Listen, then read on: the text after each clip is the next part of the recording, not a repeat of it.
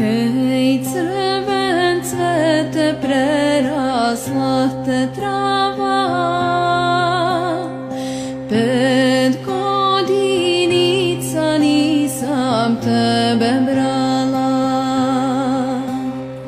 Kosovo mi pile, krilom suzu krije, da doše te pitao me niko nije. A ja molim te